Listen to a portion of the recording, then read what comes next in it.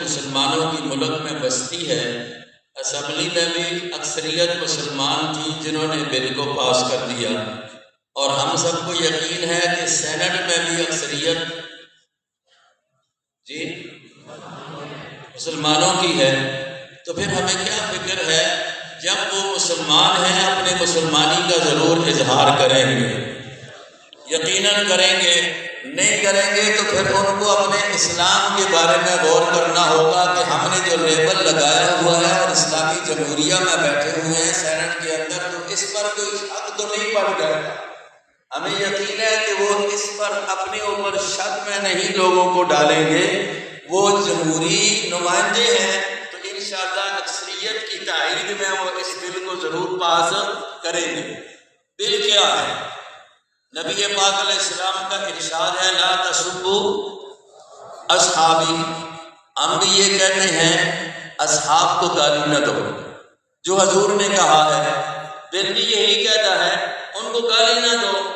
جو گالی دیتا ہے یار کافر بھی گالی کو اچھا نہیں سمجھتا، کافر بھی گالی کو، ہاں جو غلیظ ترین کافر ہے میں اس کی بات نہیں کرتا، تو وہ اگر کوئی گالی دیتا ہے ڈر تو اس کو ہے۔ تو آسان سی بات تو یہ ہے، دیکھو حضرت فاطمہ رضی اللہ عنہا صحابیہ ہیں کہ نہیں؟ حضرت علی المرتضیٰ صحابی ہیں، حسن و حسین، عائشہ، حفصہ، ابو بکر و عمر صحابی ہیں۔ تو ہم تو کہتے ہیں صحابی آل بیت ایک ہیں، آل بیت کو بھی رتبہ صحابیت کی وجہ سے ہے۔ اگر وہ صحابیت کا رتبہ ان کو نہ ملتا تو یہ رتبہ کہاں ہوتا؟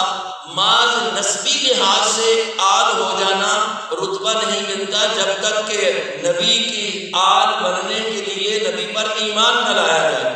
تو وہ صحابیہ یا صحابیات بنے تو تب اللہ نے ان کو رتبہ دیا ہے۔ تو ہم کہتے ہیں وہ رتبے والے ہیں، ان کو گالی نہ دو۔ کوئی علی کو گالی دے تو اس کی زبان بھی کھینچنی چاہیے، جو ابو بکر کو دے تو اس کی زبان بھی نکالنی چاہیے۔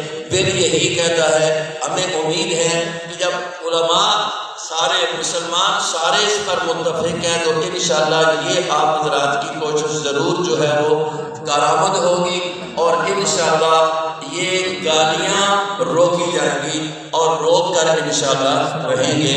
اللہ تبارک و تعالی سب کا حامی و ناصر ہو۔ وما علینا الا البلاغ۔